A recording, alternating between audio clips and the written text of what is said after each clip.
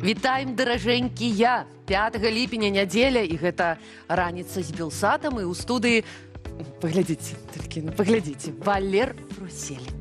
Валера? І Наста Суханоць. Спадарства, нам прыемна, што раніцу вы пачынаеце менавіта з намі, і вось сёння што стане тэмамі нашых размоваў. Уласна, што будзе з пенсіямі, улады Беларусі зрабілі новую прапанову пенсіянерам, разбярем яе разам з Александром Кныровічам. І пытанне наše адразу таксама пра пенсіі. Пішыце ў каментарах, ці думаеце вы ўвогуле пра пенсію, ці маеце нейкія ашчаджэнні да яе, можа ўжо пенсіянеры, калі ласка, ўсё пішыце. А калі вы ўжо вось на пенсіі, то ці стае вам вось гэтых грошай? Напішыце, нам вельмі цікава. Так, ну але пачнем мы з іншай сур'ёзнай складанай тэмы. Шпіёнскія скандалы ў беларускіх дэмсілах не спыняюцца. Шчыра кажучы, тых, пра якія робіцца вядома публічна, нашмат менш, чым тых, што разгортваюцца за зачыненымі дзвярыма. Не кожны можа публічна распавесці пра тое, што яго вербавалі ці нават завербавалі. Праз пару хвілінаў у гэтай студыі з'явіцца Аліна Харысава, грамадская дзеячка і паліталагіня, і з імем якой звязаны апошні скандал. Але спачатку нагадаем пра іншыя выпадкі, калі прадстаўнікоў дэмсілаў вінавацілі ў супрацы з рэжымам.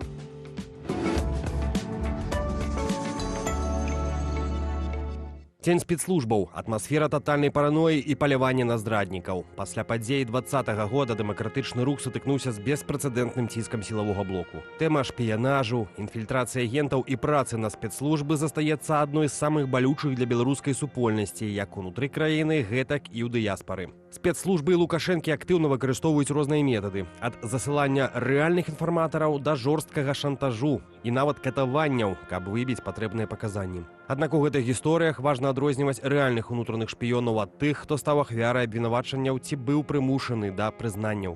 Разбяромся ў самых гучных кейсах.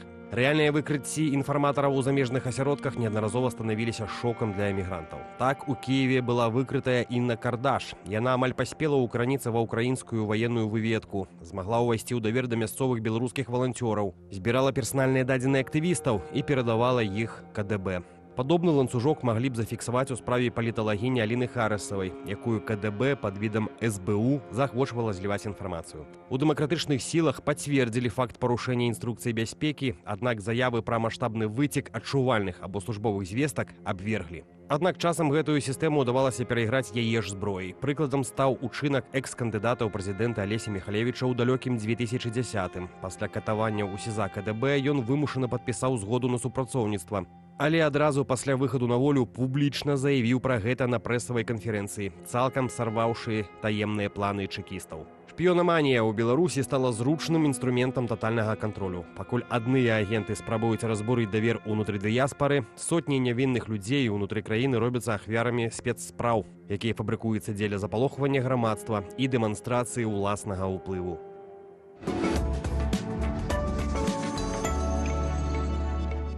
Ну што ж, падаецца, што спробы вербаваць беларусаў, беларусак замежжа будуць адбывацца ўсё часцей. І нам варта пра гэта размаўляць, бо розгалас, шчырыя размовы – гэта якраз тое, чаго насамрэч не любіць прапаганда. Наша госця Аліна Харысава, якая пагадзілася прыйсці да нас і патлумачыць, што ж адбылося роўна месяц таму. Добры дзень, Аліна. Добрый день, вітаю. Слухайце, ўжо вось месяц прайшоў, даволі шмат часу. На якой стадыі цяпер знаходзіцца вашая справа? Можа быць, вы можаце з намі падзяліцца нейкімі падрабязнасцямі? Так, насамрэч на беларускім трэку, менавіта ў межах беларускіх арганізацый, яно прадвінулася даволі хутка, але вось у Нямецчыне не. Таму што я падала рэпорт таксама ў нямецкую паліцыю, распавяла ўсё, перадала ўсе матэрыялы, і таксама ў іх былі ўжо пратаколы і рэпорты, калі я прыходзіла ў лютым яшчэ і распавядала ўсё, што адбываецца нямецкім аўтарытэтам. І таму яны просто разглядаюць зараз, далей перадалі гэтыя справы, і мне прыйдзе некая звестка там праз некалькі тыдняў. Бюракратыя трошкі больш часу займае. Вось. Беларускія арганізацыі суперхутка пачалі праверкі, і па сутнасці ўжо я на фінальнай стадыі праверак знаходжуся. То бок першыя дні, першыя тыдні гэта было даволі складана маральна, таму што трэба было шукаць нейкія доказы таго, што я кажу, і гэтак далей. То бок і я, і мае сябры падключаліся, і нават нейкія людзі, валантэры, валанцёры, якія проста пісалі мне, прапаноўвалі дапамогу, гэта было вельмі крута. І вось усе аддзелы бяспекі ўсіх арганізацый, дзе я прымала ўдзел, не толькі беларускіх, яны правялі свае праверкі. Па сутнасці, ну вось на фінальнай стадыі знаходжуся, мне патрэбна толькі яшчэ перадаць свае прыватныя гаджеты, усе, якія ў мяне ёсць, на вось цалкам праверкі. Усе працоўныя гаджеты яны былі правераныя, усе мае працоўныя акаунты таксама, і таксама на выкарыстанне штучнага інтэлекта былі правераныя міжнароднымі экспертамі матэрыялы, аўдыаматэрыялы, якія яны ўстаўлялі ў свае відэа. А як гэтыя праверкі ўвогуле адбываюцца? Што гэта? Это скануюць дэвайсы, чытаюць пошту, што, як? Усё. Ну, Усё, што можна. То бок, я са свайго боку, і вось мае сябры, мы гэта ўспрынялі як таксама такі сабе чэлендж, проста знайсці нейкія доказы таксама ў перапісках і гэтак далей, што я каму распавядала пра гэта, таму што даволі шмат часу прайшло, і ну, гэта не так доўга доўжылася. Вось, таму што гэтая камунікацыя, яна доўжылася некалькі тыдняў, большасць якіх быў мой ігнор і спробы да мяне неяк датэлефанавацца і гэтак далей. Але мы прасканавалі ўсе там працоўныя акаунты, то бок я ж не працую са свайго прыватнага акаунта, ёсць заўсёды працоўныя, якія могуць бяспекавыя аддзелы адключыць і паглядзець усю маю актыўнасць, што я выкачвала і гэтак далей. Гэта ўсё было прасканавана. Мае гаджеты былі правераныя на выкарыстанне крыптавалюты, таму што яны там сцвярджаюць, што я быццам бы атрымоўвала аплату крыптавалютай. Гэта ўвогуле стаў вось мемам, як я ўжо распавядала журналістам, мемам сярод маіх друзей, сяброў, таму што ну, для мяне крыптавалюта гэта вось як пакемона ўлавіць, я не ведаю ўвогуле, як гэтым карыстацца, але ну так, я проста у першы жа дзень проста узяла квіткі, я прыехала ў Варшаву, аддала ўсе свае гаджеты, ўсе свае паролі, ўсё проста, ну... Это куды? У офіс? Так. У аддзел офіса, так? А там як? Як ввогуле паставіліся да ўсёй гэтай сітуацыі? Была сур'ёзная размова? З Франакам размаўляла? На канапу? Не, я б так не сказала.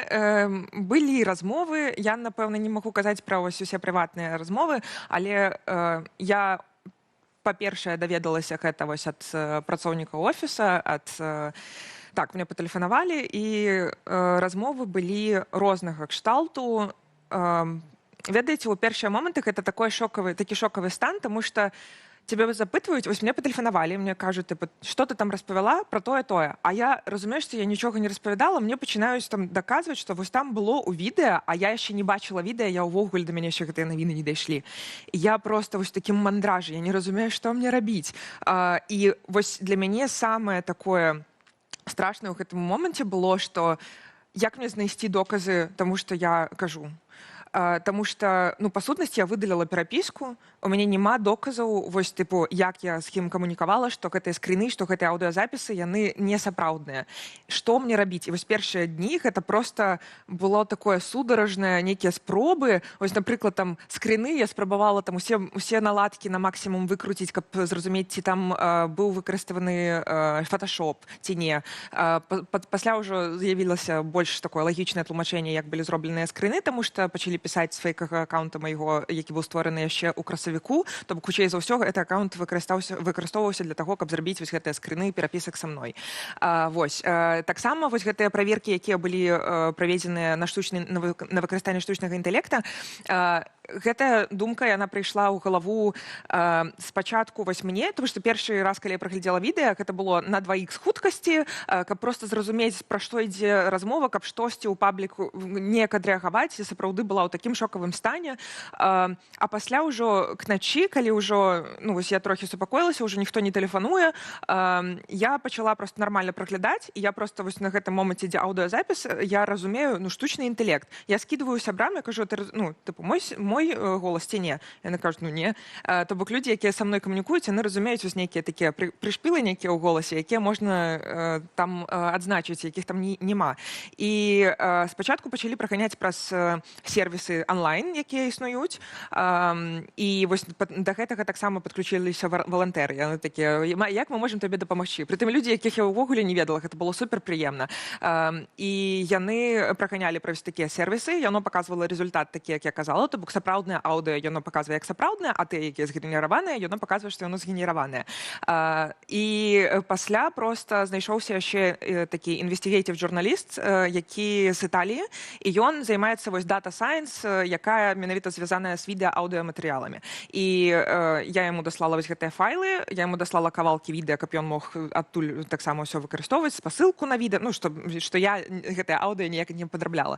Вось, і ён пасля проста вялікі рэпорт зрабіў, то бок там неяк па танам яно раскладзена, і таксама падзяліўся цалкам кодам. То бок я думаю, што у выніку, калі праверкі скончацца, я ўсё, што мы знайшлі, таксама ўсё, што можна публічыць, я апублічу. І вось гэты код, ён таксама будзе дасяжны да людзей, калі яны хочуць неяк, калі ёсць дата-сайнтысты, яны хочуць штосьці зрабіць. Слухайце, адразу тады пытанне такое, вось вы адразу з самага пачатку разумелі, што штосьці не так, штосьці не тое адбываецца. Чаму вы адразу у першы момант гэта не апублічылі? Калі камунікацыя скончылася, так? Ну, тому што атрымліваецца як. Пасля таго, як гісторыя стала вядомая публічна і ў версіі прапаганды, і што ў тваёй версіі таксама. Пасля мы вось бачым пратакол дзеянняў, які павінен быць. Пакуль гэта не выйшла публічна, дзе той пратакол, пра который все звычайна кажуць. Як толькі з табой звязваюцца, спрабуюць вербаваць, хто бы то ні быў, адразу трэба публічыцца, а гэтага не было. Я не публічыла ў паблік, але я распавядала з тым людзям, з якімі я працую, пэўную інфармацыю пра вербоўкі, пра КДБ, пра ціск, пра тое, як затрымліваюць маіх бацькоў і так далей. Я, то бок, ну, я вось гэтае ўсё распавядала, казала, што ёсць вельмі дзіўныя спробы са мной камунікаваць там людзей на украінскім, якія мне пішуць тыпу быццам бы з СБУ, і вельмі дзіўная камунікацыя. І, карацей, вось гэтую інфармацыю я паведамляла, але ў паблік я, шчыра кажучы, вось я бачыла гэтыя таксама прэтэнзіі ў каментарах. Я разумею, яны маюць сэнс, але я не разумею, чаму я бы разумела людзей, якія не выходзяць і ў паблік, не распавядаюць пра ўсю вербоўку. Калі ёсць рызыка таго, што КДБшнікі будуць злавацца і ціснуць на сям'ю яшчэ больш. То бок гэта, разумееце, гэта такі, ну, балевая такая точка, на якую яны могуць ціснуць заўсёды. І гэта вось тое таксама, што мяне ў той момант ламала пасля вось гэтых вось хадавых спробаў проста мяне праціснуць, праламаць, таму што, ну, сапраўды вялікі ціск адбываўся. Ось. Ну так, слухайце, а кажуць, што вось калі ўжо справа апублічылася, што КДБ цяпер могуць наадварот, і усе, хто датычны гэтай справы, наадварот могуць больш пачынаць злавацца, яшчэ можа больш ціску быць народных, блізкіх, сяброў, калег. Ці цяпер штосьці яшчэ больш пачалося нейкага ціску на вашых знаёмых? Я вельмі спадзяюся, што я не накаркаю, але пакуль што не.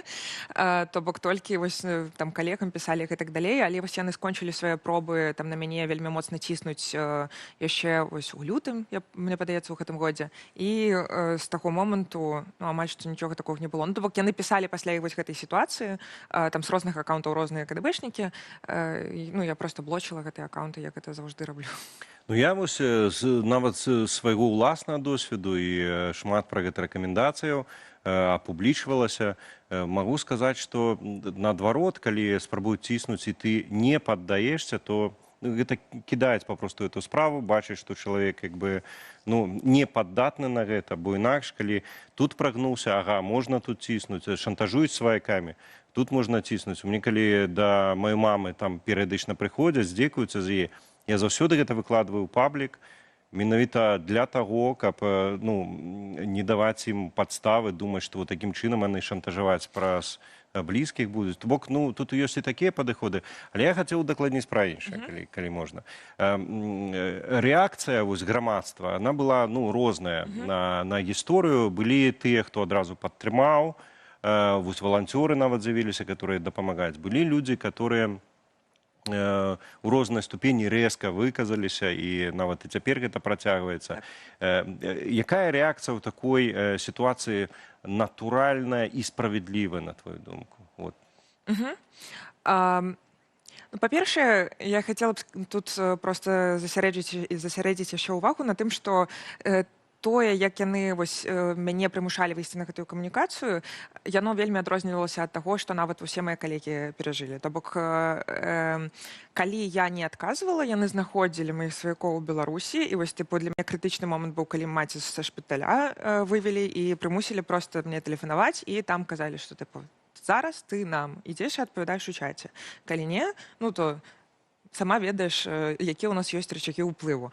І там, і да суседзяў прыходзілі, да бабулі, якой няма тэлефона, да брата непаўнагадовага. То бок гэта супер жорстка было. Таму я разумею, што шмат хто сутыкаўся з вербоўкай, але сапраўды той узровень ціску, ён быў жудасны.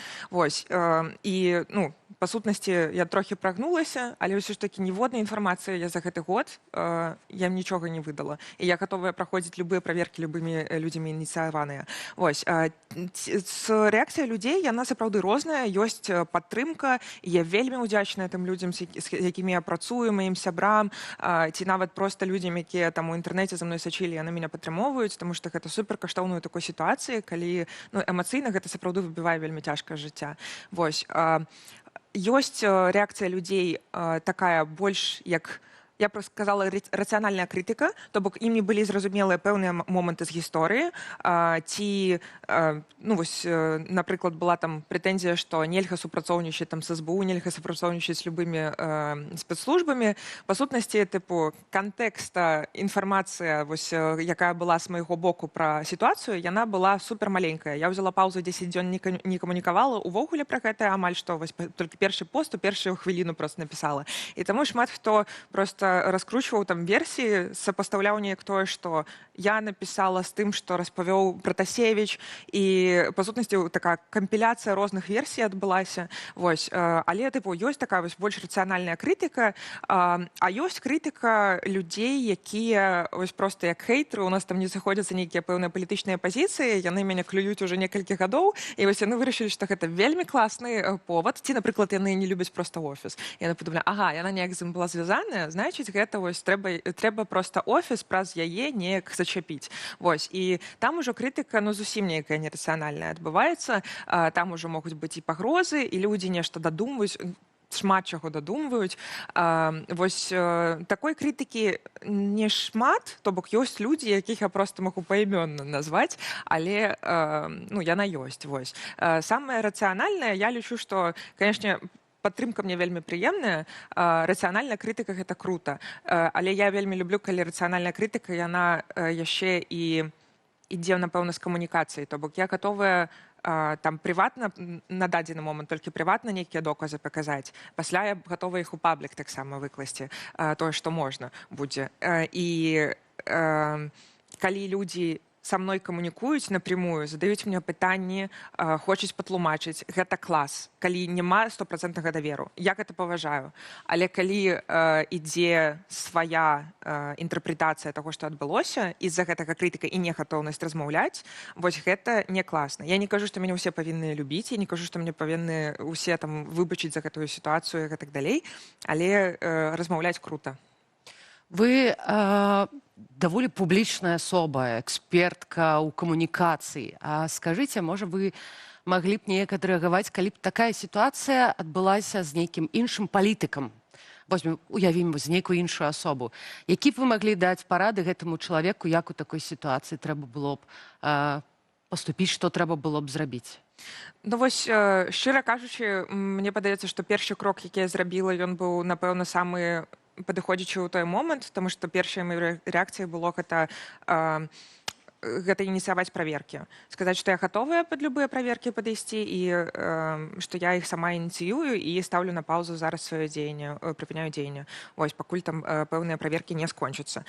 І зараз я там працягнула свой мандат у Коардынацыйнай радзе з-за таго, што там офіс напісаў заяву аб тым, што правялі праверкі і не выявілі ніякіх там зліваў інфармацыі і так далей, і мандат ён мой ёсць, то бок я магу яго скончыць толькі сама выйшаўшы, таму я там працягнула дзейнасць, у іншых арганізацыях я супыніла дзейнасць, і Напэўна, вось маёй памылкай было тое, што вось сударажна вось гэтае першае паведамленне напісала, таму што трэба было нармальна паглядзець гэты эпізод, нармальна падумаць, паглядзець нейкія доказы, якія ў мяне ўжо ёсць там у перапісках з сябрамі і гэтак далей. Таму што там сапраўды, нягледзячы на тое, што выдаліла перапіску, ёсць, дзе я дзялюся там скрынамі, там калі мне толькі напісалі і кажу: о, глядзі, у КДБ новыя метады, ну, то бок, і трэба было яшчэ у галаве просто пераварыць, а што ж там адбывалася 9 месяцаў таму. З насычаным жыццём 9 месяцаў таму тое, што адбываецца, ну, таксама трохі цяжка згадаць. Вось. Таму вось гэтая першая рэакцыя, яна была, я думаю, што даволі памылковая, і памылковым было тое, што я ў палеміку ў каментарах там уступала. Ну, на эмоцыях гэта можна зразумець, але ў кожным выпадку самае важнае гэта гаварыць пра гэта, расказваць, таму што прыватны выпадак, акрамя ўсяго, акрамя асабістай гісторыі, гэта яшчэ і прыклад, не прыклад для іншых, што можна ўвогуле рабіць у падобнай сітуацыі, бо сітуацыя такіх, на вялікі жаль, усё больш і больш. Аліна, дзякуй вялікі за сённяшнюю размову, за тое, што прыйшла да нас, і ўвогуле, што пра гэта гаворыш. Дзякуй. Дзякуй вам вялікі за гэтую размову і нашы словы падтрымкі. Усё будзе Аліна добра. Харысава была з намі, ну а мы што, рушым далей? Рушым далей. Безумоўна, запрашаем вас на ранішні сняданак у кампаніі былой палітзняволенай Ганны Папай.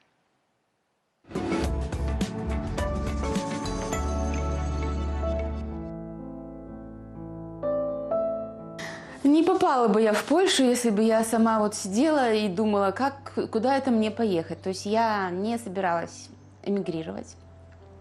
Я собиралась жить, в Беларуси, несмотря ни на что, потому что там все-таки мои дети.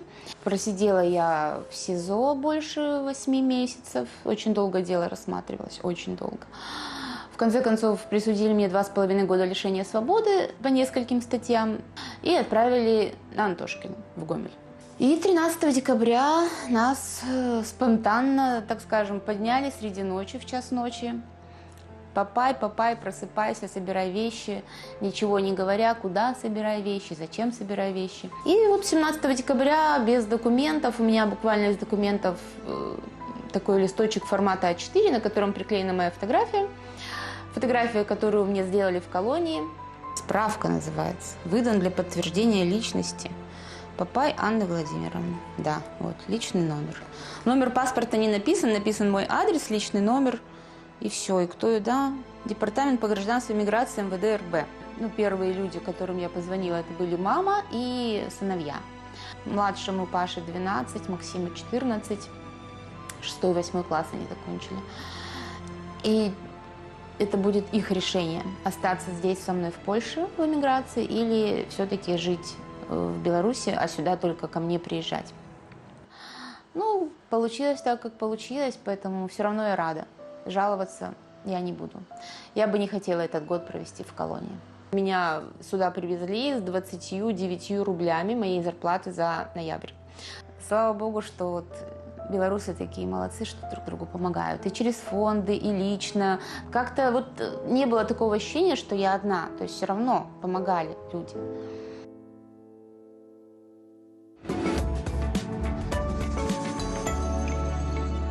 З Ганною Папай мы сёння яшчэ сустрэнемся крыху пазней. А цяпер час паразмаўляць пра тое, што мо і не хочацца пра гэта думаць, але аднак, Валер, трэба. Я маю на ўвазе пенсію.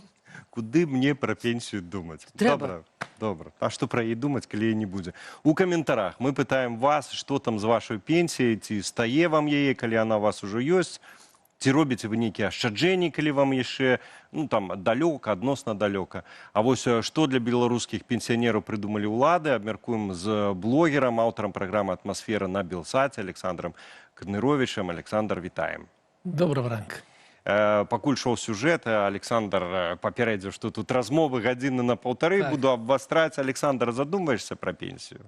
Конечно, мне падаецца, што ў гэтай студыі паміж нас трох я значна бліжэй да пенсіі, таму я так што не на мяне ківай, Наста, не на мяне ківай. Між тым, да апошняй ініцыятывы уладаў у Беларусі, што яны там новае прапановваюць, хімічаць, што? Можа, там все класна? Ну, яна не такая ўжо апошняя. Гэта пастанова дзейнічае ўжо 3 гады, і просто зараз яна так актывізавалася. Так? У чым сутнасць? Сутнасць у тым, ну, уявіце ў сябе, вы жывеце ў Беларусі, у вас пенсія 1000 рублёў. Зараз яна трохі вышэйшая, 1100, но видите, што 1000. І вам прапануюцца, раз вы працуеце, то давайте вы не будете, напрыклад, нейкі час, 2 месяцы, напрыклад, год, вы не будете атрымліваць гэтую пенсію, а за гэта у наступныя гады ваша пенсія будзе большая. Будзе большая на колькі? Ну, у гэтым выпадку, калі мерыць сярэднімі велічынамі, яна будзе большая на 180 рублёў. То бок, ці сёння вы атрымліваеце пенсію, як яна ідзе, ці вы адмаўляецеся, напрыклад, на год, і далей яна у вас на 180 рублей большая, што значна, конечно, для беларускіх пенсіянераў. Вось такая прапанова. Давайте палічым вместе. Вы адмаўляецеся ад 12 000 рублёў, і яны будуць вам далей выплачвацца і значна большым памеры. Але ёсць, конечно, інфляцыя. Беларуская інфляцыя зараз каля, ну, афіцыйна каля 6%, насамрэч яна, нашы гледачы могуць самі палічыць, сколькі яна, і вы страчваеце тое, што вы атрымліваеце завтра, значна менш на інфляцыю, чым тое, што вы атрымліваеце сёння. Ну і па-другое, есть агульны недавер беларускай дзяржаве. Потому что, как бы, ну, мы ведаем, колькі разоў беларуская дзяржава завтра кінула военное время. Але сэнс у тым, што я не... Так, ці зразумела я растлумачыў, як гэта выглядае. Так. Ну, што развадзілава атрымліваецца. Ну, вы ведаеце, калі б гэта было ў некай стабільнай краіне, то было бы ўсё зразумела, і нашыя грамадзяне, нашыя суайчыннікі, беларусы, не дурныя людзі. І таму гэтая прапанова дзейнічае ўжо колькі гадоў. У нас прыкладна 400 000 пенсіянераў, які працуюць. Агульная колькасць 2 400 000, а 400 000 з іх працуюць. Ім было гэта прапанавана, і пагадзіліся толькі 13%. О! 87% сказалі не. Стойте, 87%? Не 84, 87. Сказали, не, давайте гроши сёння, мы сами покладем их на депозиты, укладем, калі гэта, ну не з пенсіі, конечно, укладем, напрыклад, у нерухомасць, купім даляры ці еўра пакладзем кудысьці, але не будем гуляць. Врэшце пажывем сёння, колькі таго жыцця засталося. Працягласці жыцця. Так, што наконт працягласці жыцця? Ну, колькі можна папрацаваць, каб шчасліва памерці, выбачаюся за такія словы, пенсіянерам з падвышанай пенсіяй? Альбо не дачакацца гэтай самай пенсіі. Ну, конечно, у нас гэта галоўная праблема, таму што мы ведаем, што сёння пенсійны ўзрост у Беларусі 63 гады для мужчыны, 58 гадоў для жанчыны. Калі ты глядзіш на лічбы прагназаваныя, некая как бы працягласць жыцця, яны выглядаюць больш-менш прыстойна, каля 74 гадоў. Агулам, у тым ліку для мужчын яна трохі меншая, але таксама выглядае, але гэта не лічба, колькі у якім узросце сёння паміраюць мужчыны. 64 там? Ну, зараз трохі больш за 64, але гэта азначае, што гэта сярэдняя па бальніцы. Мужчыны у вёске, но вы не сустрэнеце пенсіянера, амаль не сустрэнеце, таму што яны паміраюць у 57-58 гадоў у вёскі. У Магілёўскай вобласці таксама паміраюць раней. І таму вось гэтая працягласць жыцця для мужчыны на пенсіі, напэўна, яна будзе там 3-4 гады. Но гэта азначае, што адмаўляцца ад сённяшняй пенсіі, каб памерці з прапанаванай добрай пенсіі, але якой ты не карыстаешся, ну, напэўна, гэта так себе гульня. І я б тут звярнуў увагу на адны абставін. Глядзіце, у нас зараз працуе салідарная сістэма пенсійная. Гэта азначае, што тыя людзі, якія сёння працуюць, аплачваюць пенсію тым, хто працаваў. Напрыклад, праз некалькі гадоў вы будете працаваць, а я буду сядзець на вашым закорку. Не трымаю. І вось гэтак працуе. То бок у нас няма некага пенсійнага фонда, дзе назапашаны сродкі, яны выплачваюцца. Не, там грошы праходзяць так наскрозь, яшчэ не хапае. У іншых краінах есть накапляльная сістэма пенсій. У чым розніца? У тым, што ў Беларусі пенсіі згараюць.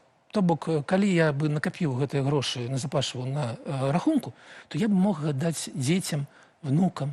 А ў Беларусі памёр чалавек, і няма ніякай пенсіі, ад яго как бы не засталося ні для дзяцей, ні для внукаў. Палёгка для пенсійнага фонда. Так, канешне. І таму вось гэта розніца такая, вельмі важная. А вось у якім стане цяпер вось гэта пенсійная сістэма ў Беларусі? Як яна ўвогуле выглядае? І вось самае важнае пытанне, ці стае гэтых грошай дзяржаве, каб забяспечыць такую колькасць пенсіянераў? Наколькі гэта груз вялікі?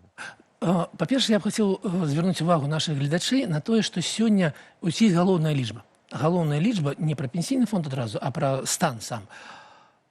Мінімальная пенсія по мнению, по тому, як лічыць міжнародная арганізацыя працы, павінна быць 40% ад сярэдняга заробка. Гэта мінімум, каб чалавек не адчуваў сябе жабраком, выходя на пенсію. У Беларусі яна 37%. То бок яна менш, чым усталявана для вось такого мінімальнай пенсіі.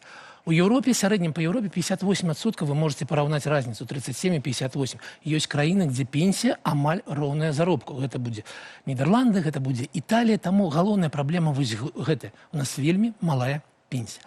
І далей яна будзе яшчэ менш. Стаеце, не стае грошай, агульны памер вось гэтага пенсійнага фонда 34 мільярда рублёў. Канешне, рублёў 80% з яго ідзе на пенсію. Зараз на гэты год запланаваны дэфіцыт у 2 мільярда. То бок ён будзе з бюджэта, з іншых крыніц, будзе забраны і адданы туды в пенсійны фонд. І далей будзе толькі горш. Чаму будзе толькі горш? Таму што 20-30 гадоў таму суадносіны пенсіянераў і працуючых было 30 до 100. Зараз гэта лічба ўжо 43 до 100. Праз 25 гадоў будзе катастрофа 60 пенсіянераў на 100 працуючых. То бок няма ніякай такой перспектывы. Сёння 37%, але мы папрацуем, і будзе 45%, 50%. Не будзе, таму што далей будзе толькі горш. Горш і горш. Александр, еще такое питание, ну, как бы, это оптимистичная размова для не уникальная ситуация белорусская, во всем свете старые насельніцтва, многие краіны сутыкаюцца з гэтай праблемай, і у тым ліку у многіх краінах ёсць такая захада, як падвышэнне пенсійнага веку. Это не такое, што ў Беларусі вось прыдумалі. Між тым у Беларусі таксама перыядычна гавораць пра тое, што яшчэ падвышаць, наколькі ёсць патэнцыял для такого падвышэння у беларускім грамадстве, у беларускай эканоміцы, магчыма, як выглядае? Ну, мы с вами пазначылі, якая ёсць праблема. Праблема ў тым, што далей будзе недахоп грошай для пенсій. Ён відавочны, няма ніякіх такіх, ведаеце, магічных такіх вось захадаў, каб ён быў рэалізаваны, ну, неяк зняты. Якія ёсць магчымасці? Ну, першая галоўная магчымасць, якую мы праехалі ўжо гадоў 10 таму, рэформа цалкам пенсійнай сістэмы, пераход да часткова накапляльнай, каб гэта не было такім цяжарам на беларускай эканоміцы. Влады не ідуць ні на какую рэформу, яны лічаць, што гэта, канешне, будзе дорага, і гэта заўсёды няма часу на гэту рэформу. Застаецца толькі два выхады. Ці ты больш грузіш эканоміку, то бок робіш большымі пенсійныя адлічэння, а гэта азначае яшчэ больш прыціскаць эканоміку. Яна і зараз как бы в таком стагнуючым стане, але гэта будзе ціск. Ці падвышаць пенсійны ўзрост. Ці пойдуць улады на наступныя 5 гадоў на падвышэнне пенсійнага ўзросту, размовы, конечно, аб гэтым ідуць. Гэта не сакрэт, што пенсійны фонд у нас ось 2 мільярда. У гэтым годзе 37% толькі пенсія ад сярэдняга заробку, што вельмі мала, што з гэтым трэба што-то рабіць. Ці ёсць гатовыя рашэння? Думаю, што нет, але вось падвышэнне пенсійнага ўзросту, яны скажуць о том, што паглядзіце, як там у іншых краінах, як у Італіі, дзе людзі жывуць па 85 гадоў, пенсійны ўзрост вышэйшы, ці ў Японіі, дзе найбольш доўга жывуць людзі з усіх краін. Так, там будзе 70 ці 70 з чымсьці пенсійны ўзрост. Яны спашлюцца на гэтыя краіны, скажуць, ну, давайте у нас падымаць да ўзроўня, які будзе вышэйшы за ўзровень, калі паміраюць мужчыны. Могуць. Ці ёсць дакладныя звесткі? Дакладных звестак пакуль няма. Александр, а можа ёсць усё ж такі сэнс усе гэтыя грошы з пенсійныя чалавеку просто ўзяць і пакласці на депазіт. І вось чакаць, пакуль гэта ўсё будзе павялічваць, а потым домік на Канарах сабе кожны беларус купіць, а? Слухайте, калі б беларускі грамадзянін мог самастойна распараджацца гэтымі грашыма, калі б ён калі пачаў работаць, не аддаваў бы дзяржаве 35%, а беларусы не ведаюць, што з іх заробка 35% ідзе менавіта туды. Калі б яму давалі гэтыя грошы, я ўпэўнены, што ён прыдумаў бы, што з імі зрабіць, купіць домік у іпотэку на Канарах, ці пакласці іх у нейкі валютны фонд, ці інвеставаць у нейкія акцыі і далей. Магчыма, гэта было бы рызыкоўна, але я ўпэўнены, што чалавек бы сам сваімі грашыма распарадзіўся бы значна лепш, чым дзяржава. Ну, хто не ризикує, той не живе на Канарах, правда? Між тим, Чомусь мы с вами не живем на Канарах. мабуть, мало ризикуємо. Мало Нам ще ризикуємо. далеко просто до пенсії, Так. хлопці. Я в казино апошні раз гуляў у 2007 годзе. Так што пытанне такое, што рабіць чалавеку, які ўсё-такі пачынае задумвацца. Не так, як мы, а сапраўды пачынае задумвацца пра пенсію, што варта было б сёння прадпрымаць, і калі дзяржава прапаноўвае, напрыклад, сапраўды вось гэтай вышэйшай выплаты, эту сістэму, у якіх выпадках гэта можа быць вось, ну, такое прымальнае рашэнне, а ў якіх выпадках лепей все-таки адмовіцца ад гэтага? Ну, слушайте, белорусским громадянам я пропонував бы, конечно, различивать только на себе. Ну, ці на близких. Чому? Тому що всі пропанови держави, ну, ми бачимо, ось 13% підтримали пропанову, працюючих пенсіонерів підтримали пропанову відмовитися на некий час від пенсії, та остальні сказали ні. Ну, наприклад, Лукашенко, він же може відмовитися. Вось би, І він так само білорус. Ось. А былі іншыя прапановы. То бок гадоў 5 таму была прапанавана сістэма на запашванне, калі дзяржава дадавала яшчэ грошы, калі ты кладзеш грошы свае ў пенсійны фонд, і яе падтрымалі з 4 мільёнаў працуючых там 15 тысяч чалавек. То бок агульная праблема, беларус не давярае беларускай дзяржаве. Што б яна не прапанавала, ён не давярае. Ён яе ведае ўжо 30 гадоў. Таму вось з пенсія гэта ваша асабістая справа. Як вы будете гэта рабіць? Ну, гэта, канешне, пытанне інвеставання і суадносін прыбытку і рызыкі, як заўжды. Так, ці можна взять свае грошы, укласці у, не ведаю, фонды, у акцыі там амерыканскія, разлічваць, што яны вырастуць на 3 разы, і можна пацеряць гэтыя грошы, страціць. Таму, канешне, класічныя спосабы назапашвання на пенсію гэта адкладанне грошай у устойлівай валюце ці ўкладанне іх у нерухомасць. І ў Беларусі ўсё яшчэ ў Мінску нерухомасць, нягледзячы на сённяшнія высокія лічбы, але яна ўсё яшчэ акупляльна. І таму я бы, калі б я быў у Беларусі, я б мысліў аб тым, як у гэтым напрамку рухацца, лепей мець, не ведаю, двухпакаёвую кватэру дзесь з цэнтру Мінску і разлічваць, што гэта будзе моя пенсія, чым разлічваць на агульнасць дзяржавы. Якая у нас складаная размова сёння. Але вельмі важная. Александр, дзякуй. Дзякуй вам вялікі. На сёння ўсё, але яшчэ працягнем. Так? Пра беларускія пенсіі размаўлялі з блогерам, аўтарам праграмы «Атмасфера» на Белсаце Александром Кныровічам. Дзякуй за гэтую цудоўную размову. Яшчэ раз вялікі дзякуй. Ну, а здаецца, не лішнім зараз будзе даць все-таки гаспадарства штосьці пазітыўнае, выпраўляемся, пазітыў у нас таксама ёсць.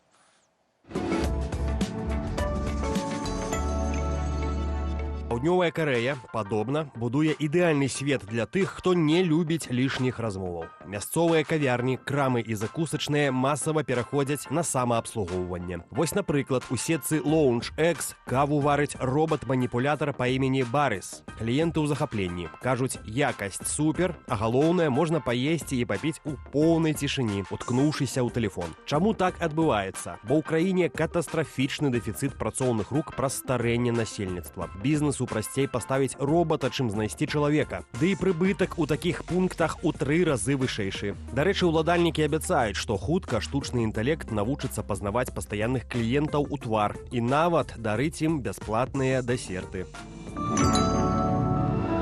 Калі карэйскія робаты толькі вучацца кіраваць кавярнямі, то ў Нью-Йорку на аўкцыёне прадаюць рэч, з якой уся гэтая лічбавая рэвалюцыя калісьці і пачалася. На знакамітым аўкцыёне Сотбіс у межах тыдня гікаў выставілі сапраўдную ікону IT-свету. Арыгінальны і працоўны камп'ютар Apple One. Гэта распрацоўка двух стылаў – Возніка і Джобса, яшчэ далёкага 1976 года. Больш за тое, гэта камплект самай першай партыі ў 50 штук. За арыгінальную плату, інструкцыю і касету з праграмным забеспячэннем плануюць выгандляваць ад 300 до 500 тысяч долараў. Калі ў вас заваляліся лішнія паўмільёны, таргі пачнуцца 15 ліпеня. Паўмільёны за стары камп'ютар – дробязі. Як наконт лота, які старэйшы за Apple One прыкладна на 67 мільёнаў гадоў, а каштуе як цэлых марачос.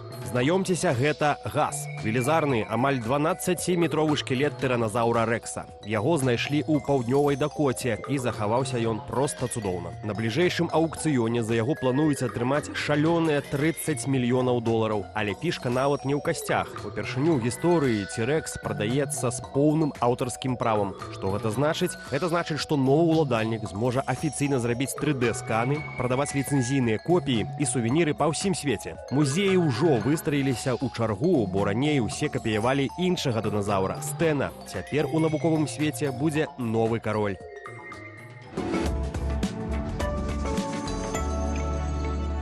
А вось кому, напэўна, ніяк не можем адысці ад пенсіі. Не отпускай. Рано думаць пра пенсію. Это нашаму цудоўнаму Ярославу. Ярославе, Ну, як ты? наконт пенсіі? Адчуваешся Даволі пенсіянерам? сумна, але пакуль не, пакуль маладосць яшчэ пры мне, так бы мовіць. Падёрыцца. Таму я... Чым нас будзеш радаваць? Да, і адразу соцсеткі, а радаваць я вас на пачатку буду невялічкай віктарынай. А вот мы любім. Вось зараз мы побачым пост у Threads, а вы павінны здагадацца, чаму гэты пост стаў вірусным. Але адразу скажу, тут все даволі проста. Калі вы ведаеце адказ, то крыху пачакайце, вось бачым пост, больш за 11 000 лайкаў, амаль 2000 каментаў, ну і просто пазначу, што гэта не Джесіка Альба напісала пост, просто дзяўчына піша, што цяпер вось яна афіцыйна медсестра. Як думаеце, чаму столькі лайкаў і каментаў? Ну, прыгожая Прыгожая дзяўчына. дзяўчына. Вы многіх бачылі, які ў яе? У вас вельмі пазітыўныя думкі, але не. Няўжо за надпісу дыплом? Калі ласка, калегі, уключыце Ну-ка. вось некаторыя каментары. Не, наступны слайд. Вось якія каментары пісалі пад гэтым допісам. Чамусьці вось гэты допіс стаў таргетироваться на расіян, і яны просто дакалупаліся да слова «ы». Я меў рацыю. Пісалі тыпу, што аішка вам робіць гэтыя дыпломы, ці што, чаму О, вось. дыплом? Вось, калі ласка, пачытайце. З дыплома Такіх вынес. каментаў было даволі шмат, але мне больш спадабаліся адказы беларусаў. Вось я вам зараз таксама пачытаю, што пісалі. А ну-ка. Я почти уверена, что люди, которые тут пишут про ошибку, и люди, которые в Беларуси пытаются платить российскими рублями, это одни и те же люди. Так, 100%. Далее россияне пишут. Интересно, мои соотечественники прикалываются или реально недалекие, не знают, что в Беларуси есть белорусская мова. Некоторые россияне разумеют. Умоляю, допишите, сколько вы на образ потратили в белорусских рублях, чтобы тут еще и про это комменты написали. Образ гэта як Ну да, выглядала як выглядае, дзяўчына? але ў беларускіх рублях. Карацей, вось такі разагрэўчык. Давайте далей пойдзем. І вось такі зараз відос паглядзім. Ну-ка. Як я разумею, гэта была падрыхтоўка да дзяржаўнага дня незалежнасці. Відос называется «Отношение ЖКХ к государственной символике». Калі ласка, глядзім відос. Не кидайте, пожалуйста, флаги на землю. Что вы я делаете? бачу, это Вы бачу. понимаете, что вы сейчас делаете? Вы государственные флаги кидаете на землю. Ой-ой-ой. Товарищи сотрудники, прекратите этот беспредел. Конечно, вы видите, что флаги кидают на землю? Тут адносіны не толькі ЖКХ. Нет, я не выключу камеру. Вы видите этот беспредел? Я адразу... Пачакайце, гэта ЖКХ, які гэты сцягі непасрэдна вось і развешвалі. Ну да, але там Ну там не дзяржаўныя сцягі, там у колерах зелёныя, чырвоныя, А, которые то на слупы там вешаюць потым. Да, і просто самае цікавае для мяне, вось калі вось глядзіш на гэтых міліцыянтаў, якія прыйшлі вырашаць гэтае пытанне, у іх просто бачна, як у іх плата закіпае ў галаве, яны просто не могуць алічбаваць, тыпу, так, што мы арыштоўваем за сцягі, але не за тыя, што запраграмаваныя людзі. Ну просто калі дзве тканіны побач ляжыць. Але давайте далей. Наступны Добра. відос сабраў 50 000 лайкаў, але Ого. там насамрэч все зразумела. Калі ласка, глядзім. Смотрите, в Нарочи вообще это просто площадь. Смотрите, белорусские замки, стрейчу замотали. Это вот белорусская защита. Ну, вы поняли, да? Типа, Просто- Гістара про тое, што не зачыняюць вось гэтыя лаўкі і гэтак далей. А памятаеце вось гэты лаўкі там, дзе можна самому грошы класці і браць прадукты, у Беларусі таксама такое было? Насамрэч, вельмі шмат было таких прикольных таксама каментароў. Ага. Я машину не закрываю вообще. Велик могу оставить на улице и пойти гулять, прийти, и он стоит там, где оставила. Альбо ни дня машину не закрываю уже 2 года, и деньги оставляю. Я верю своему народу и горжусь. А? Я признаюсь вам, я таксама не закрываю свою машину, у меня нема машины. Тебе яе няма. Вось, не паспела толькі сказаць. Ну, Украіна мараў, ну што ты Але скажаш? бывший Давер. комментар. В среду украли деньги, так что не надо тут. А ёсць і такое. Это, ведаешь, это як з беларускай чысцінёй. Ну, давайте признаемся, на центральных вуліцах подметают чисто, а заходишь у двор и разумеешь, что приехали вот эти знавцы белорусской мовы з-за поребрика, и вот, ну, такое отчувание такое есть. Рознае бывае, але давайте глянем апошні відосик, так бы мовіць, ён у актуал, відос, я так разумею, з Краснодарскага краю, і вось пры чым тут беларусы, вы зараз самі все зразумеете. А ну-ка, давайте. По дороге к морю, везде российские номера. Белорусы вообще не приезжают, кроме нас, ненормальных. А что здарилось? А что здарилось? Такое... Ведаеце, Все автобусы подбили по дороге, разумеешь? А паліва, дзе яны заправляюць гэтыя машыны? не ведае пра паліва. Багатыя людзі. Это позитивный видос. Дякую всем белорусам, кто захоўвае адэкватнасць Да. в этой ситуации и не ездить туды, куда не І зноў-таки я не мог не паглядзець каментары под гэтым А відосам. ну-ка. Писали такое. Стрёмно сейчас ехать стало. Все знакомые поотменяли бронь из-за атак БПЛА. Логично. Белорусы лучше в Грузию поедут и в ЕС. В России идет война. Может и дрон прилетит. Ну, так само база. Хотя разные версии были в комментариях. У белорусов денег нет. Ну, конечно. Может быть, А так. как же пенсии 1000 рублёў? Ёсь! Але самый смешный комментар, ну и такие, на самом деле, и сумны одночасово. Ну так и в Беларуси возле туристических мест одни российские номера. Ну, Што ёсць, то ёсць. паўсюль расейцы. Ой, вось такая вось карта. Ой, ну ты вось добрую працу зрабіў, Яраславе, добрую працу. Вось усё паглядзеў, усе соцсетачкі, тренды Інстаграма і так далей, вось пазаліпаў у соцсетках. А вы любіце заліпаць у соцсетках? Ну так, ну, это моя Не праца. скажу. Ой, все мы ўсё разумеем. А я вось, напрыклад, люблю ўзяць добрую кнігу. Конечно. Канешне. Завучка. Гэта я. Трэба чытаць добрую кнігу, а асабліва пра добрую кнігу вельмі файна яшчэ і распавядаць. Дарэчы, Валера, А пра што? што распавесці? Поговорим обовязково, а ты, Ярославе, далеко не сыходзь, потому что читать так само будем, читать будем, господарство, ваши комментарии. Коли ласка, не забывайте писать Ярослав на поготове. А цяпер паслухаем пра кнігі.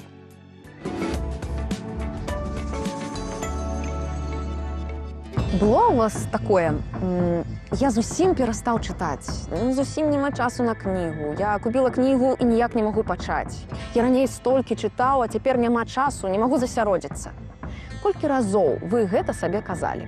І можа нават уяўлялі, як элегантна сядзіце на летняй тэрасе кавярні з кавай ды кніжкай, і няхай увесь свет пачакае. Ну, ці што там у вас у вашых фантазіях? У эфіры 2 фан-факты і 6 дзейных спосабаў, як пачаць чытаць ужо сёння. Пагналі. Першы. Навукоўцы змяшчалі людзей у апарат МРТ падчас і пасля таго, як яны чыталі трылер. Калі сцісла, то выявілі. Калі мы чытаем, як герой бяжыць, наш мозг пражывае гэта фізічна, так, як калі б мы рабілі гэта ў рэальнасці. І гэты эфект пракачкі мозгу захоўваўся яшчэ некалькі дзён. Другі. Іншыя навукоўцы прыйшлі да высновы, што ўсяго 6 хвілін чытання зніжаюць узровень стрэсу на 68%. Гэта лепш і хутчэй, чым праслухоўванне музыкі 61%, кубак гарбаты 54%, ці шпацыр 42%. А цяпер да практыкі. Спосаб нумар 1. 10 сторонак на дзень. Не спрабуй праглынуць кнігу за раз. Пастаў сабе малюпасенькую мэту. 10 сторонак штодня. Гэта ўсяго недзе 10-15 хвілін, а мозг пры гэтым не будзе палохацца вялікай задачы. Як, напрыклад, прачытаць каласы пад сярпом тваім на 900 сторонак. Сіла волі амаль не патрабуецца. Рэжым пракрастынацыі выключаны. За год абсалютна выпадкова можна прачытаць каля 3650 сторонак. Гэта каля 10-12 кніг сярэдняга памеру. Гэта нармальная такая сабе палічка. Спосаб нумар 2. Замяні экранны час на кнігу. Ну, канешне, не ўвесь экранны час. Насі папяровую кнігу з сабой, сцягні электронку і пастаў яе на галоўны экран. Пакуль робіцца кава, пакуль стаіш у чарзе, чакаеш на сябра, едзеш у транспарце. Як толькі з'яўляецца вольная хвіліна і рука цягнецца да тэлефона, даставай кнігу. Нават дзеля 2-3 сторонок. І нават дзеля адной. Спосаб нумар 3. Рытуал засынання. За 20-30 хвілін да сну адкладай тэлефон. Усе мы ведаем, што сіняе святло экрана псуе сон. Не бярыся за кнігу. Гэта расслабляе нервовую сістэму і сігналізуе арганізму, што час спаць. Некаторыя адзначаюць, што не варта чытаць перад сном нешта кшталту матывацыйнай літаратуры. А то потым пакутуеш ад думак пра свае правалы, трывожнасць там усякая расце. А нам яно не трэба. Слухай, калі не можаш чытаць. Аўдыёкніг на беларускай мове хапае.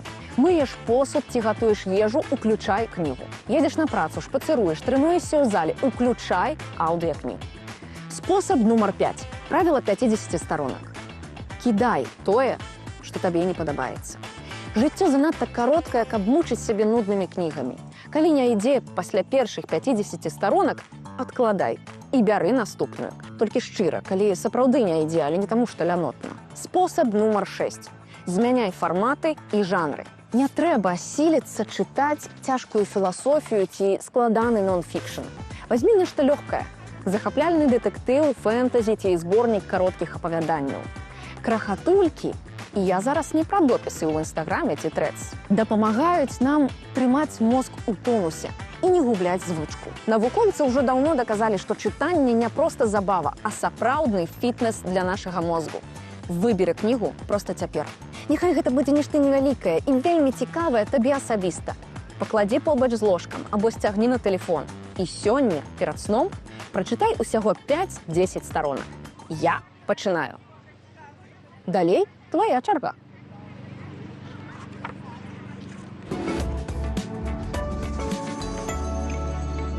Ну, Ярослав-то комментарии читает, а ты нас так книги читаешь? Я, конечно, читаю. Что ты апошнее прочитал? Я теперь читаю «Дюну» у перакладзе на беларускай. Вось уже амаль скончыла. І яшчэ 2 кнігі паралельныя. Я і літаратура, мы побач. Класс. Ну, пакуль мы доплывем з Ярославом до книг, почитаем комментарии. Что там? Конечно, шмат іроніі наконт пенсії, але, ведаеце, вось пачну. Была у першай госці Аліна Харысова, шмат там было таксама каментароў наконт гэтай ўсёй сітуацыі. Ну і вось такі факт тэставага кружочка са згоды на супрацу проста перакрывае далейшую аргументацыю. Ну вось такая пазіцыя шмат у каго з гледачоў, падаецца, была. Але, конечно, шмат писали про пенсию. В Беларуси такие заробки, ну и наколькі я разумею, и пенсии, что я теперь не могу глядеть на инкассаторские машины без усяляких дурных думок. А я бы не сказал, что надто дурная думка. Мне так само часом приходится. Что, кличьте, организуем план разом. Пенсия сегодня можно различивать только на себе. Ну, это самая такая правильная думка на гэты конт. Далей, мне вельмі таксама спадабалася. В Беларусі пенсії больше 1000, бо Александр Карнарович сказаў, што там уявім, што за год гэта там 12 000 рублёў.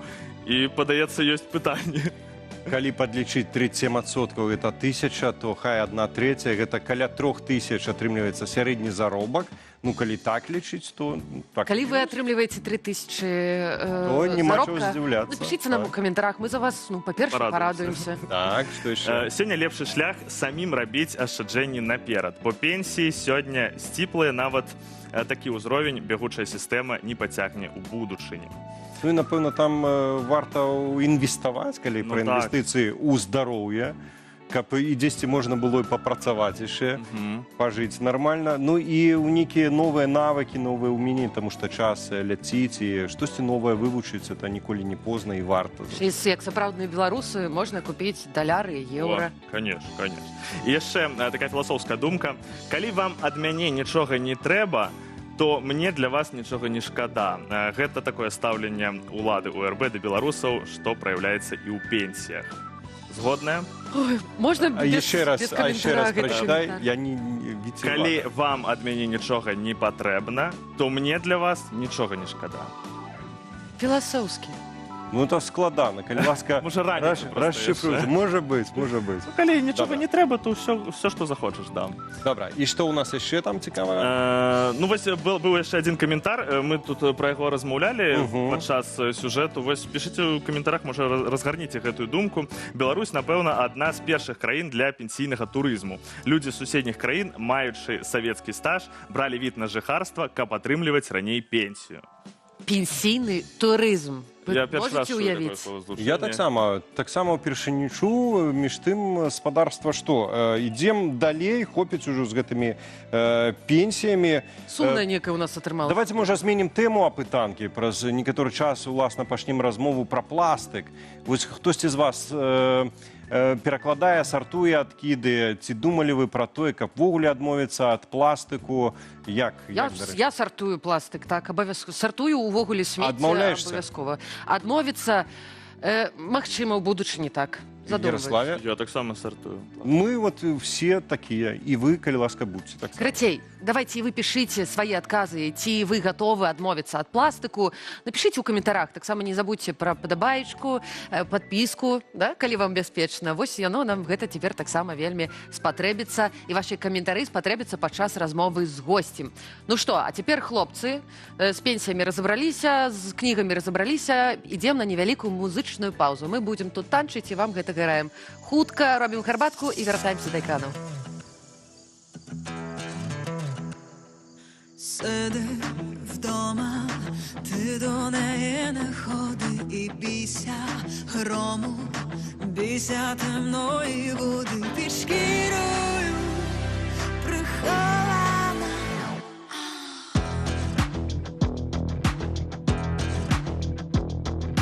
Коли скову для розбитих ліхтарів співає знову, аби ти її пригрів, усміхнена, врятована.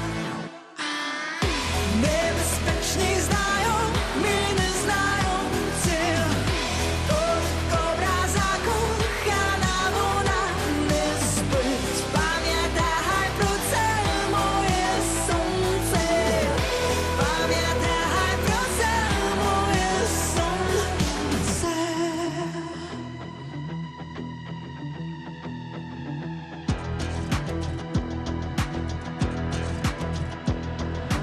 Ніжна, грізна, суміш у її очах, тікати пізно, вже танцює на ножах. Прекрасна і спотворена, небезпечні знайомі, незнайомці, коли кобра закохана, вона не спить. Пам'ятай про це, моє сонце, пам'ятай про це, моє сонце.